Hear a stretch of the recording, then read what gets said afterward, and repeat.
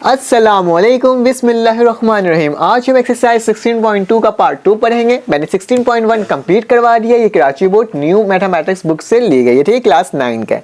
तो इसमें क्या करना है, इस चैप्टर का नाम है introduction to coordinate geometry. Basically हम ज्योमेट्री का एक सेक्शन पढ़ रहे हैं और इसमें देखेंगे किस तरह से हम कोलिनियर, नॉट कोलिनियर, इन सब चीज़ों को हम देखेंगे किस तरह से इसको सॉल्व करना है, क्योंकि 16 चैप्टर है ही डिपेंड करता है एक ट्रायंगल पे, और इसमें हम बहुत सारी चीज़ें मालूम करने लायक डिस्टेंस फार्मूला के यूज़ करते हुए इस पूरा तमाम क्वेश्चंस को हम क्या करते हैं बेटा, सॉल्व करते हैं। तो आज जो इस क्वेश्चन का मैंने पार्ट 1 तो आपको बता दिया था अपने दूसरे लेक्चर में। अगर आपको इसका लिंक चाहिए तो मैं अपने चैनल के डिस्क्रिप्शन में या वीडियोस में जाकर के प्लेलिस्ट में जाकर चेक कर सकते हो। 16 चैप्टर के तमाम वीडियोस उसमें मौजूद होंगे, और साथ साथ में चैप्टर 1 फैक्टराइजेशन, लीनियर अलजेब्रा, तमाम चीज़ों को मैंने अपने चैनल में अपलोड किया हुआ है, आप जा करके देख सकते हो। आप लोग 13 चैप्टर के बारे में बात करें तो मैंने 13 चैप्टर जो कंस्ट्रक्शन का चैप्टर है उसे भी मैंने अपलोड कर दिया, आप जाकर उसे भी चेकआउट कर सकते हो। चलो आज हमारे पास 16.2 में लिखा हुआ है कि शो दैट द पॉइंट, हमें शो करना है कि हमारे पास 3 तरह के पॉइंट्स दिए हुए हैं। एक पॉइंट है हमारे पास ए, बी और ये एन। एक मिनट मैं देख लेता हूँ बुक में कि ये एन ही लिखा हुआ है या सी लिखा हुआ है,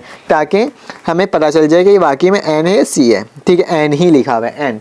तो हमें क्या लिखना है, शो करना है ए, बी एंड एन। हमारे पास 3 पॉइंट्स हैं, आर कोलिनियर है या नहीं है। फिलहाल इसमें लिखा हुआ है नॉट कोलिनियर, मतलब हमें फाइंड करना है, कंडीशन को फॉलो करते हुए देखना है कि क्या हमारे पास जो आंसर आएगा वो कोलिनियर, नॉट कोलिनियर है। कोलिनियर से मुराद क्या होता है, हमारे पास एक कंडीशन होती है, उससे मैं आपको बता देता हूँ ताकि आपको अच्छे से समझ में आ जाए। मैंने लास्ट लेक्चर में बताया था कि कोलिनियर क्या होता है और नॉट कोलिनियर क्या होता है। कोलिनियर वो पॉइंट्स होते हैं जब आप कोई ग्राफ बनाते हो तो तमाम पॉइंट्स एक स्ट्रेट लाइन में अप्लाई कर रहा हो ना, लाइक इस तरह से। मैंने अगर ग्राफ बनाया है तो एक पॉइंट में यूँ करके ये लाई कर रहा है ना, एक ही लाइन में लाई कर रहा है, तो वो क्या है बेटा, वो कोलिनियर है। ठीक है, जैसे कि एक पॉइंट है हमारे पास, यहाँ पे ए है, एक पॉइंट आ रहा है हमारे पास ए का, एक पॉइंट आ रहा है बी का, एक पॉइंट आ रहा है सी का, तो क्या है बेटा, ये कोलिनियर है। मतलब एक ही लाइन में हमारे पास क्या हो रहा है, वो पॉइंट लाई कर रहा है। ठीक है, और सेकंड आपके पास क्या आ जाता है, नॉट कोलिनियर। नॉट कोलिनियर में क्या होगा, मतलब कि ये एक बी का जो पॉइंट है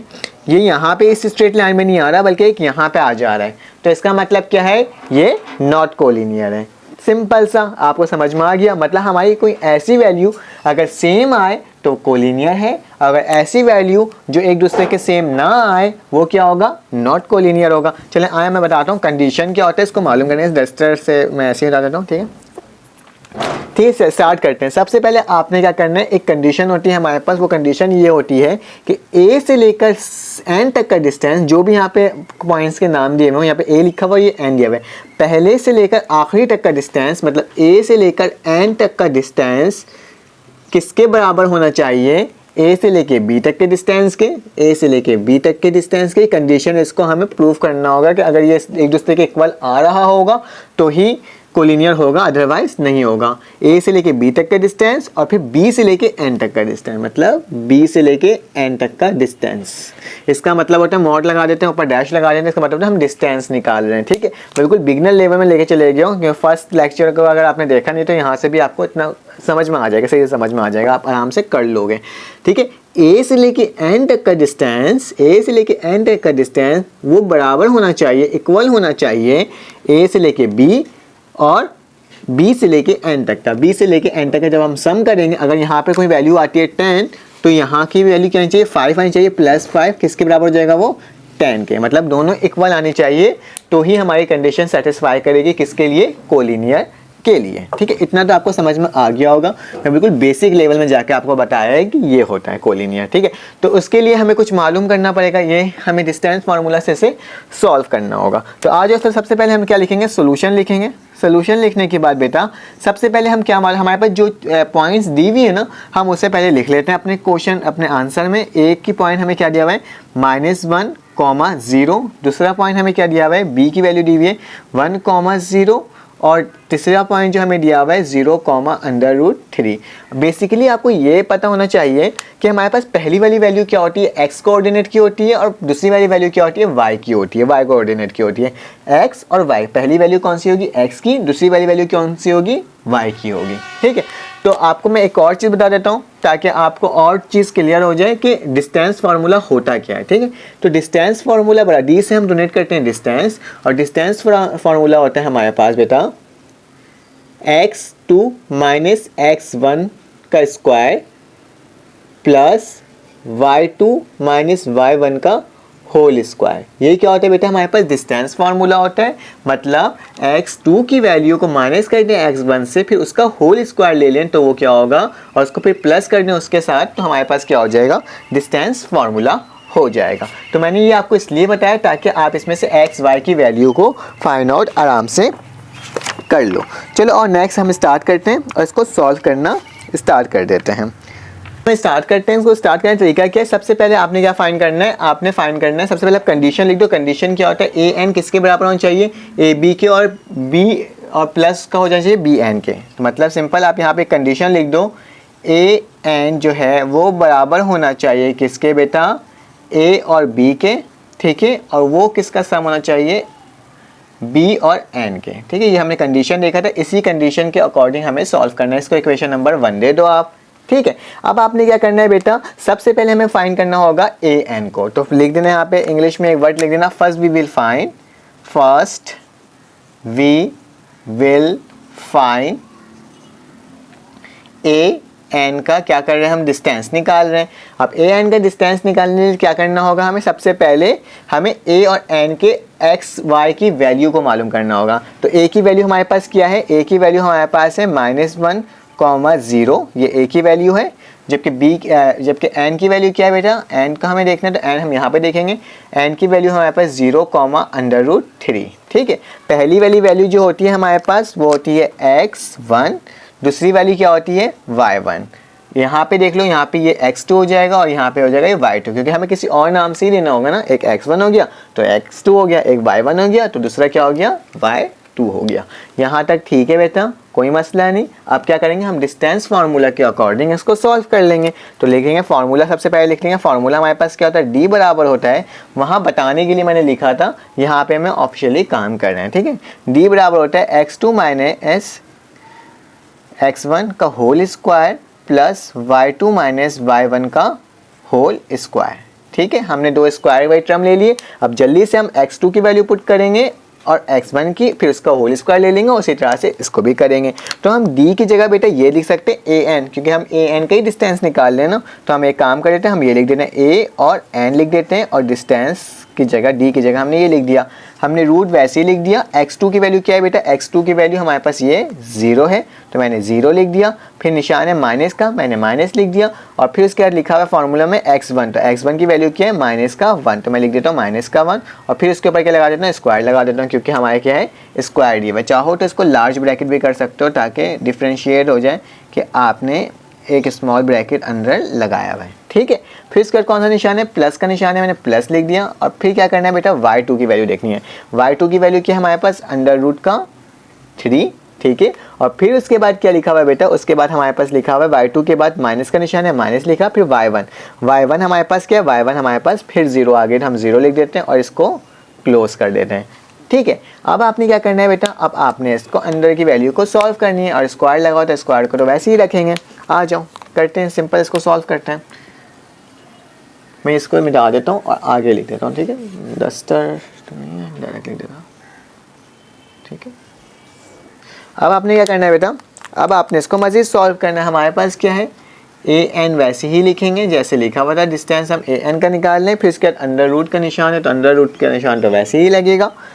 माइनस माइनस क्या होता है, प्लस हो जाता है, और 1 का स्क्वायर 1 बच जाए तो 1 का क्या हो जाएगा, ऊपर स्क्वायर आ जाएगा। फिर प्लस का निशान है, प्लस कर देंगे। कोई भी चीज़ को 3 से मल्टीप्लाई करोगे, मतलब माइनस करोगे, तो कोई फ़र्क नहीं पड़ता, सिर्फ और सिर्फ क्या होगा बेटा, क्या होगा, ये रूट से रूट कट जाएगी। तो हम क्या करेंगे, अंडर√3 लिखेंगे और इसके ऊपर क्या लगा देंगे, स्क्वायर लगा देंगे। यहाँ तक कोई मसला नहीं हुआ होगा। अब क्या करना है, इसको मज़ीद सॉल्व कर लो। बिल्कुल इनिशियली लेवल में लेके चल रहा हूँ मैं आपको, ताकि आपको क्लियर तरीके से समझ में आ जाए। 1 का स्क्वायर क्या होता है, 1 होता है, और रूट से ये रूट की वैल्यू कटी तो हमारे पास क्या बची, 3 बच गया, क्योंकि स्क्वायर से रूट की वैल्यू हमारे पास कट जाती है। फिर हमारे पास क्या बच गया, ए एन, और इसके ऊपर रूट लगा दिया। 1 + 3 क्या होता है, हमारे पास 4 होता है, रूट वैसे ही हो गया। तो मतलब हमारे पास क्या आ गया, ए एन का डिस्टेंस हमारे पास क्या निकल गया, 2 निकल गया, क्योंकि रूट की वैल्यू क्या होती है हमारे पास, 4 की वैल्यू क्या होती है, रूट की 2 होती है। तो सिंपल हमारे पास क्या हुआ, हमारे पास एक वैल्यू निकल गई, और वो एक वैल्यू कौन सी थी बेटा, ए एन किसके बराबर है, 2 के बराबर है। ठीक है, यहाँ तक कोई मसला नहीं हुआ है। पहली वैल्यू तो निकल गई। अब दूसरी वैल्यू निकालने के लिए हम क्या करेंगे, now we will find A B, फिर उसके बाद हम क्या फाइंड करेंगे, बी एन, फिर दोनों को प्लस करके देखेंगे, फिर देखेंगे दोनों की वैल्यू सेम आ रही है कि नहीं आ रही। तो लो चलो यहाँ पे आगे हम लोग लिख लेते हैं, क्या लिखेंगे, नाउ वी विल फाइंड, अब हम क्या फाइंड करेंगे, किसका डिस्टेंस मालूम करेंगे, इसका निकालिए ना, अब इसकी बारी है, ए और बी। ठीक है, ए और बी लिखेंगे, उसकी सबसे पहले वैल्यू देख लेते हैं, ए और बी की वैल्यू क्या, सेम वही स्टेप आजमाओगे जो हमने पहले किया था। ठीक है, इसको लिखने का जो किया था, हमें किसकी वैल्यू चाहिए, ए और बी की वैल्यू चाहिए। हम सवाल में देख लेते हैं, ए की वैल्यू क्या है हमारे पास, ए की वैल्यू है हमारे पास -1, 0, जबकि बी की वैल्यू क्या है बेटा, बी की वैल्यू है हमारे पास 1, 0। ठीक है, यहाँ तक कोई इशू, इंशाल्लाह कोई इशू नहीं हुआ होगा। सबसे पहले हम क्या मालूम करेंगे, x1 y1 और x2 y2 की वैल्यू, क्योंकि हमें फार्मूला में पुट करना होता है। तो x1 की वैल्यू क्या होगी, ये वाली, y1 की वैल्यू क्या होगी, यही वाली, x2 की वैल्यू क्या होगी, ये वाली, और y2 की वैल्यू क्या होगी, इसके ऊपर वाली। सेम वैल्यू होती है हमारे पास, बस हम इसको इसमें लिखने का मकसद ये कि आपको याद रहे कि x1 की वैल्यू ये, y1 की वैल्यू ये है। अदरवाइज ये बिल्कुल वो नहीं है, डोमिनेट करके आपको बताना नहीं है कि यही है, मैं आपको समझाने के लिए कर रहा हूँ। फिलहाल आप यहाँ पे लिख भी देंगे तो ज़्यादा अच्छा है कि आप आराम से इसको डिफ्रेंशिएट कर सको। चलो आओ, इसके बाद क्या करना है बेटा, आपने फार्मूला लिख देना है। फार्मूला हमारे पास क्या होता है बेटा, डी मतलब डिस्टेंस बराबर होता है किसके, x2 माइनस x1 का whole square plus y2 minus y1 का होल स्क्वायर, और उसके ऊपर क्या लगा होता है बेटा, रूट लगा हुआ होता है। अब हमें क्या करना है, वैल्यू को सिंपल इसमें पुट कर देना है और आंसर लेके आ जाना। डी की जगह हम अब क्या लिख सकते हैं, ए बी लिख सकते हैं, क्योंकि हम ए बी का डिस्टेंस निकाल लें तो हम डायरेक्ट ए बी लिख देते हैं। ठीक है, उसके बाद हमने रूट उसी तरह से लिखा। x2 की वैल्यू क्या है बेटा, जल्दी से देखो, x2 की वैल्यू हमारे पास 1 है तो मैंने 1 लिख दिया। फिर उसके बाद फार्मूला में माइनस का निशान है तो मैंने माइनस लिख दिया। और फिर x1 की वैल्यू देखा तो x1 की वैल्यू हमारे पास क्या आ रहा है, -1 आ रहा है। ठीक है, सेम उसी तरह से आ रहा है। फिर उसके बाद आप क्या लगा दोगे बेटा, स्क्वायर लगा दोगे। तो मैं क्या कर दिया, इसके ऊपर स्क्वायर लगा दिया। फिर क्या बेटा लिखा हुआ है, प्लस लिखा हुआ है, मैंने प्लस लिख दिया। y2 की वैल्यू देखो, y2 की वैल्यू क्या है हमारे पास, y2 की वैल्यू हमारे पास फिर 0 आ रही है। फिर माइनस है, और y1 की वैल्यू क्या है, y1 की भी वैल्यू हमारे पास क्या आ रहा है बेटा, 0 ही आ रही है। क्योंकि दोनों वैल्यू 0 आई तो हम क्या करेंगे, 0 लिख देंगे। पहली वाली x1 की थी, दूसरी वाली y2 की थी। एक बार यहाँ पे देख लो, यहाँ पे भी 0 है और यहाँ पे भी 0 है। तो सिंपल सॉल्व करना और कुछ नहीं करना, आपने इसके ऊपर स्क्वायर लगा देना है। अब आ जाओ, ए और बी हमने वैसे ही लिखा। लिखने के बाद आपने क्या करा बेटा, माइनस माइनस क्या होता है हमारे पास, प्लस हो जाता है। तो 1 + 1 कितना हो जाएगा, 2 हो जाएगा। और 2 का क्या हो जाएगा, स्क्वायर हो जाएगा। और माइनस, और ये प्लस है और 0 में प्लस करोगे तो हमारे पास क्या होगा, 0 ही होगा, कोई फ़र्क नहीं पड़ेगा। फिर क्या करना है बेटा, देख लो इसको, माइनस माइनस प्लस हुआ, 1 में 1 प्लस किया तो 2 हो गया, और 2 का क्या, स्क्वायर आ गया। फिर आ जाओ, ए और बी हमने वैसे ही लिख दिया। और उसके बाद आपने क्या करना है, 2 2 से क्या होता है, 4 होता है। और 4 का हमारे पास रूट क्या आती है बेटा, रूट की वैल्यू हमारे पास 4 की आ जाएगी 2। सिंपल, कितना आसान से था, आराम से हमारे पास ए बी की वैल्यू भी निकल गए। अगर आपको यहाँ पे कोई मसला है तो आप प्लीज़ मुझे कमेंट में बताइएगा, ताकि मैं इसको और सिंप्लीफाई करके आपको अच्छे से समझा सकूँ। ठीक है, तो ये हमारे पास 2 वैल्यू आ गई, एक तो ए एन की वैल्यू आ गई और एक ए बी की वैल्यू आ गई। अब हमारे पास क्या रह गया बेटा, बी एन। तो हम क्या करते हैं, बी एन की वैल्यू निकालते हैं। मैं इसको रब करता हूँ और रब करने के बाद आपका मैं इसी के आगे से कंटिन्यू करता हूँ। ठीक है बेटा, अब हमारे पास ये आगे मैंने यहाँ के से रब कर लिया, ताकि ये चीज़ आपके पास सामने ही रहे, ताकि कोई कंफ्यूजन नहीं हो। ठीक है, तो सेकंड पार्ट क्या है, अब आप सेकंड में लिख सकते हैं, नाउ वी विल फाइंड। अब हम क्या निकालेंगे बेटा, बी और एन की वैल्यू को निकालेंगे। बी और एन की वैल्यू निकालने के सबसे पहले आपको बी और एन की वैल्यू के बारे में पता होना चाहिए। तो मैं क्या लिख देता हूँ, बी लिख देता हूँ और बी के साथ लिख देता हूँ 1,0, जबकि इसको थोड़ा सा आगे करके लिख देता हूँ ताकि आपको सही से नज़र आ जाए। बी मैंने लिखा, बी की वैल्यू क्या है 1,0, जबकि एन की वैल्यू क्या है बेटा 0,√3। आपने क्या करना है, एक्स और वाई की वैल्यू को ढूंढ लेना है। तो x1 की वैल्यू ये होगी, y1 की वैल्यू ये होगी, x2 की वैल्यू ये होगी, y2 की वैल्यू ये होगी। सिंपल, आसान से हो जा रहा है। अब डिस्टेंस फार्मूला लिखते हैं। इसके बाद डिस्टेंस फार्मूला हमारे पास क्या होता है बेटा, x2 माइनस x1। ठीक है, और इसके ऊपर क्या लग जाता है, स्क्वायर। फिर हम प्लस का निशान डालते हैं, y2 माइनस y1, और उसके ऊपर क्या लगा देते हैं बेटा, स्क्वायर लगा देते हैं। और इन सब के ऊपर क्या होता है, रूट होता है। अब आपने क्या करना है, इसमें सिंपल वैल्यू पुट करनी है। डी की जगह हम क्या लिख सकते हैं बेटा, बी एन लिख सकते हैं। तो मैं क्या कर लेता हूँ, बी और एन लिख देता हूँ, ठीक है। b और n लिखा, डिस्टेंस लगाया और इसके आगे इसकी वैल्यू को पुट कर दूंगा। x2 की वैल्यू क्या है बेटा, x2 की वैल्यू हमारे पास 0 है, मैंने 0 लिखा, माइनस का निशान है माइनस डाला, और x1 की वैल्यू क्या है हमारे पास 1 है तो 1 लिख दिया, उसके ऊपर स्क्वायर लगा दिया, फिर मैंने प्लस लिखा। y2 की वैल्यू देखा मेरे पास क्या है बेटा, मेरे y2 की वैल्यू हमारे पास √3 और फिर इसके माइनस का निशान है माइनस लिखा, फिर y1 की वैल्यू क्या है बेटा, y1 की वैल्यू हमारे पास 0 और इसके ऊपर मैंने क्या लगा दिया, स्क्वायर लगा दिया। सिंपल। अब इसको आगे सॉल्व करना है। सॉल्व करने का तरीका क्या है, अजान हो रही है, अजान के बाद स्टार्ट करते हैं। खत्म हो गई, हम इसको आगे कंटिन्यू कर लेते हैं। क्या लिखा हुआ है, b और n लिखा है, हमने b और n को वैसे ही लिखा। लिखने के बाद बेटा ये 0 स्क्वायर हो रहा है, कोई फ़र्क नहीं पड़ता, मतलब 1 माइनस का 1 आ जाएगा, उसके ऊपर स्क्वायर है, प्लस ये 0 से मल्टीप्लाई होगा, कोई फ़र्क नहीं पड़ता, और 3 का क्या हो जाएगा, स्क्वायर हो जाएगा। इस स्क्वायर से ये स्क्वायर की वैल्यू कट गई, और -1 का जब स्क्वायर लेते हैं बेटा तो हमारे पास क्या आ जाता है, b और n मैंने वैसे ही लिखा। लिखने के बाद क्या करा बेटा, 1 का स्क्वायर क्या होता है, 1 ही होता है, प्लस क्या हो जाता है 3, तो 1 + 3 क्या हो जाता है हमारे पास 4 हो जाता है। तो मैं क्या लिख सकता हूँ, b और n की वैल्यू हमारे पास क्या आई है बेटा, हमारे पास आई है √4, और b और n को जब हम रूट निकाल लेंगे तो हमारे पास क्या आ जाएगा बेटा, हमारे पास आ जाएगा 2। तो हमारे पास सिंपल 2 चीज़ें पता चली हैं इस सवाल को देखते हुए कि हमारे पास एक तो वैल्यू आई है हमारे पास an की 2, फिर दूसरी आई है ab की 2 और तीसरी आई है bn की 2। मतलब इन तमाम वैल्यूज़ को हम किस में पुट कर सकते हैं, इसमें पुट करके वेरीफाई कर सकते हैं क्या हमारा ट्रायंगल कोलिनियर है, मतलब नॉट कोलिनियर है, मतलब एक दूसरे से मिलता हुआ नहीं है। तो आ जाए देख लेते हैं, सेम उसी तरह से करेंगे। अब क्या करें, मैं यहाँ पे करवा देता हूँ, ठीक है। क्या लिखा हुआ है हमारे पास an है, तो लिख देना, यहाँ पे लिख देना पुटिंग दी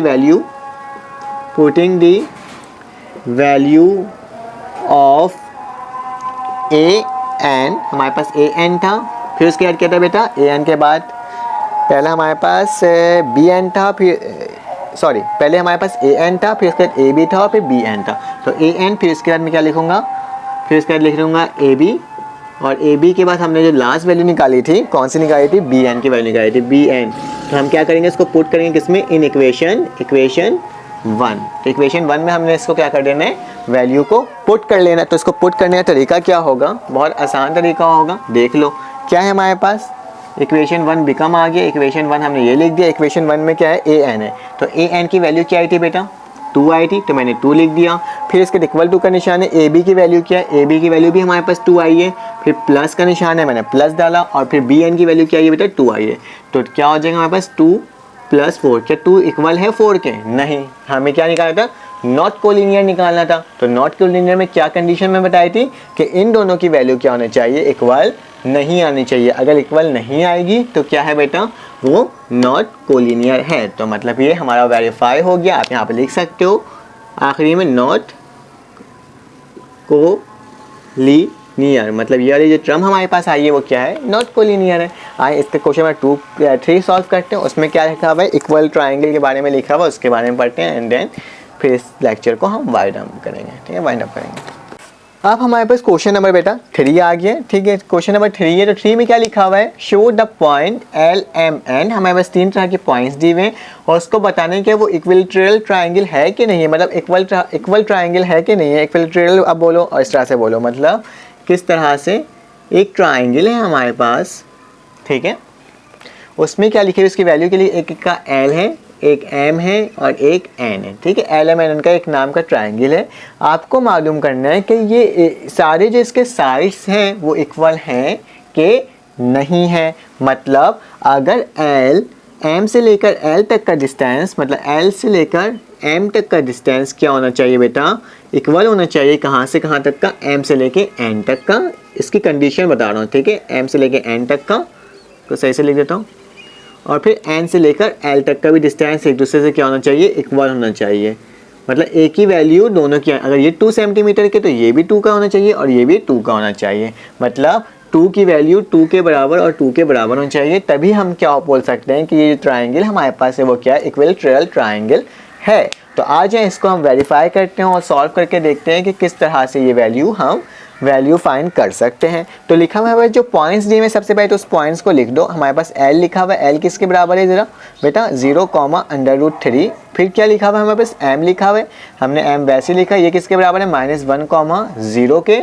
जबकि n हमारे पास बेटा किसके बराबर है, 1, 0 के, ठीक है। ये 3 पॉइंट्स हमें दी हुई थी, वर्टिसेस दी हुई थी। मैंने उसको क्या करा, कोऑर्डिनेट की वैल्यूज़ दी हुई थी, उसको मैंने यहाँ पे लिख दिया। अब आपने क्या करना है, जो कंडीशन है उसको लिख दो ताकि आपको मतलब कि आखिरी में इसमें वैल्यू पुट करके देख लेंगे कि अगर वो उस पर लाइक कर रहा है, वेरीफाई कर रहा है, प्रूफ हो रहा है कि नहीं हो रहा, तो उससे हमें पता चल जाएगा। तो हम क्या लिख देंगे, हमारे पास क्या क्या एल से लेकर एम तक का डिस्टेंस, एल से लेकर एम तक का डिस्टेंस, सही से लिख देता हूँ फिर से यहाँ पे, एल से लेकर एम तक का डिस्टेंस इक्वल होना चाहिए किसके, एम से लेकर एन तक के डिस्टेंस के। तो मैं लिख देता हूँ एम से लेकर एन तक के डिस्टेंस के, जबकि एम से लेकर एन तक तो फिर एन से लेकर एल तक के भी डिस्टेंस का क्या होना चाहिए, इक्वल होना चाहिए। सेम बताया था ना, एल से लेकर एम, एम से लेकर एन और एन से लेकर एल तक। तो वही लिख दूंगा यहाँ पे आखिरी में, क्या लिख दूंगा, एन से लेकर एल तक का डिस्टेंस के बराबर ये होना चाहिए। अगर एक साथ एक दूसरे के साथ इक्वल वैल्यूज़ आएंगी तो मतलब क्या है, आपका एक ट्राइंगल जो है वो इक्विलेटरल ट्राइंगल है। तो आज जो इसको सॉल्व करते हैं, सबसे पहले आप क्या निकालोगे, ये, फिर देन ये, फिर देन ये। तो मैं लिखूंगा यहाँ पे वही, first we will find L M. सबसे पहले हम क्या निकालेंगे, एल एम का डिस्टेंस निकाल लेंगे। तो आज जो इसको निकालने का तरीका क्या है, बहुत आसान है। आपने क्या लिखना है, सबसे पहले इसके पॉइंट्स लिख लो। पॉइंट्स कौन से, एल और एम के पॉइंट्स लिख दो। एल की वैल्यू क्या है हमारे पास, 0,√3, जबकि एम के पॉइंट्स क्या है हमारे पास, -1,0। और इसके एक्स और वाई की वैल्यू को मालूम कर लो। एक्स वाली वैल्यू पहली होगी, y1 की वैल्यू दूसरी, x2 तीसरी एंड y2 चौथी। ठीक है, तो आज जो अब इसके बाद हम क्या करते हैं, वही हम मेथड अप्लाई करेंगे जो हम करते हुए आ रहे हैं। डी लिखेंगे, डिस्टेंस फार्मूला उतार देंगे। डिस्टेंस फार्मूला क्या होता है, x2 - x1 का whole square plus y2 - y1 का होल स्क्वायर। यहाँ तक कोई प्रॉब्लम यकीनन नहीं होगा आपको। ठीक है, अब आपने क्या करना है, x2 की जगह x2 की वैल्यू पुट करनी है, x1 की जगह x1 की वैल्यू पुट करनी है।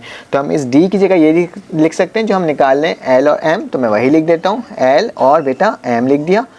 और फिर उसके बाद आपने क्या करना है, फिर उसके बाद आपने करना है x2 की वैल्यू देखनी है। तो x2 की वैल्यू क्या है हमारे पास, -1 है, मैंने -1 लिख दिया। फिर क्या लिखा हुआ है, माइनस का निशान है तो मैंने माइनस लिख दिया। और x1 की वैल्यू देखना है, तो x1 की वैल्यू मेरे पास क्या है बेटा, 0 है और उसका होल स्क्वायर है। ठीक है, फिर हमारे पास क्या आ रहा है, प्लस का निशान आ रहा है। फिर हम देखते हैं y2 की वैल्यू, y2 की वैल्यू क्या है बेटा, हमारे पास 0 है।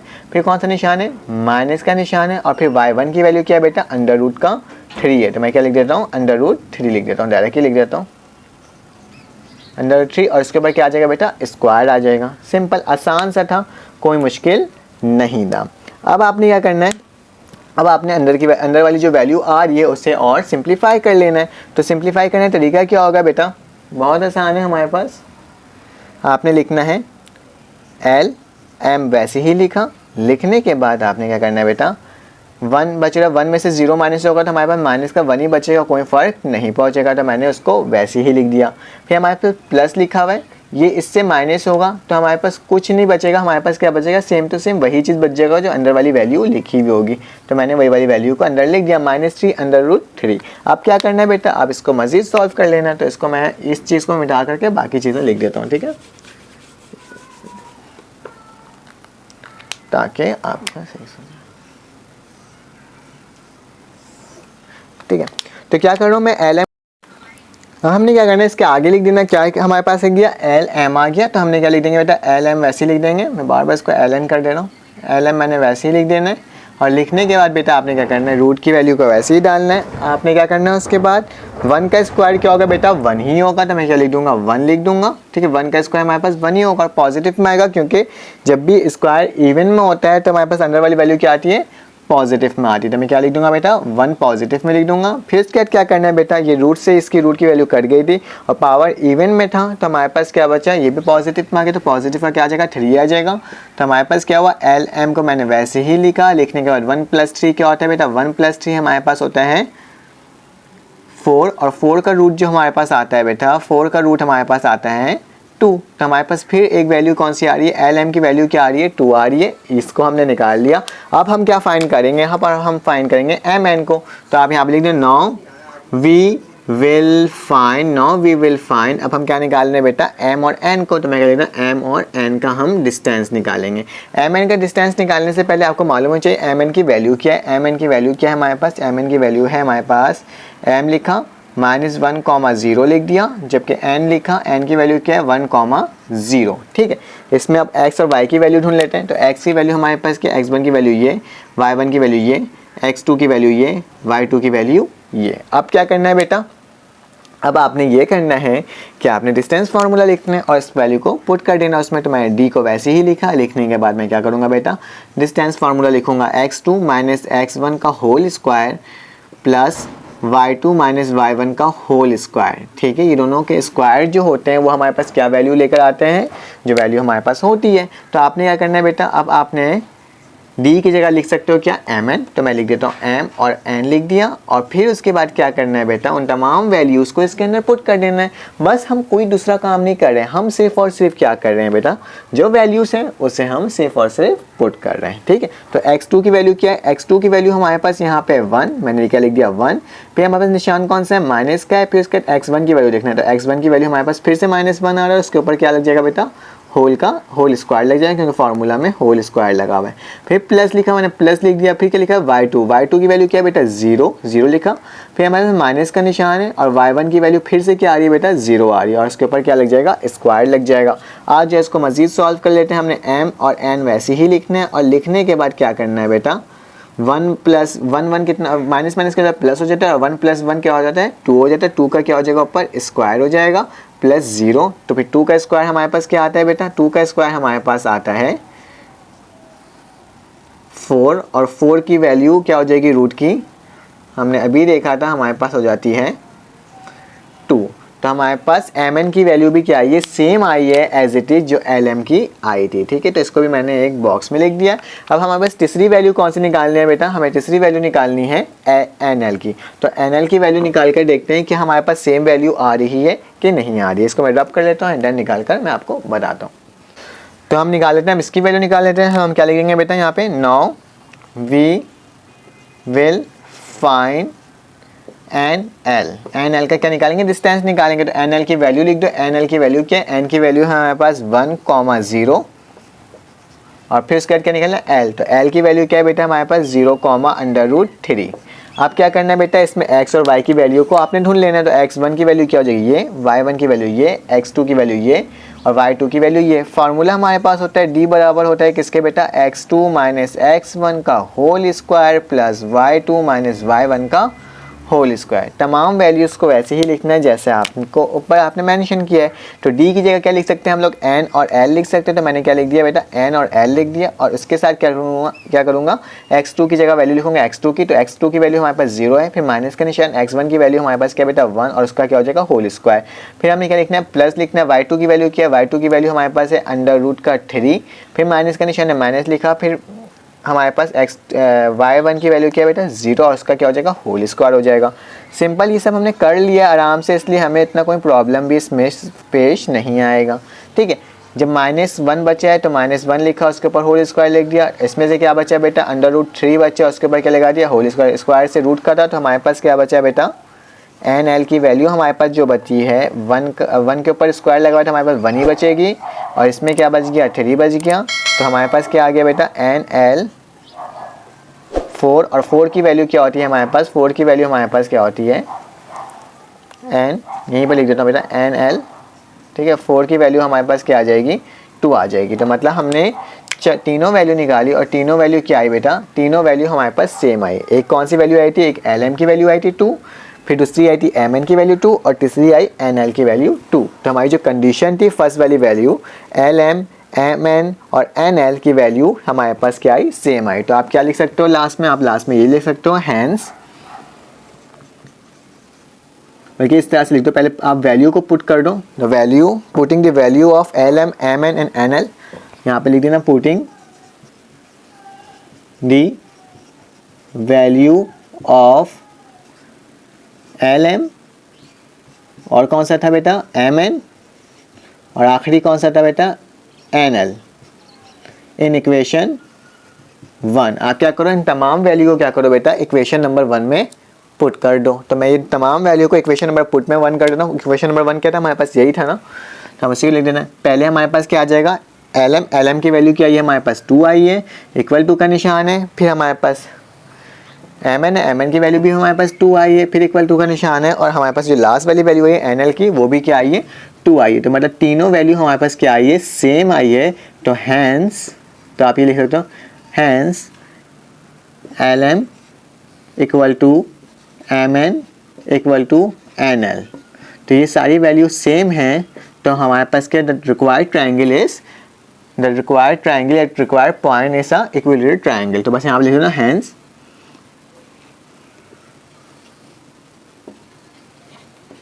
required triangle are equilateral triangle। बस ये हमें प्रूफ करना था, ये हमें शो करना था कि तमाम वैल्यू सेम आ रही है कि नहीं आ रही। अगर सेम आ रही तो ये क्या है, इक्विलेटरल ट्रायंगल है। तो यकीनन आपको इतना समझ में आ गया होगा। आपको अगर समझाने तरीका मेरा अच्छा लगा तो प्लीज़ लाइक कीजिएगा, सब्सक्राइब कीजिएगा। मैं इसके साथ नेक्स्ट लेक्चर में आऊँगा पार्ट 3 में, जिसके से बाकी क्वेश्चन को सॉल्व करवा दूँगा। ठीक है, फिर मिलते हैं आपसे नेक्स्ट वीडियो में। अल्लाह हाफिज़।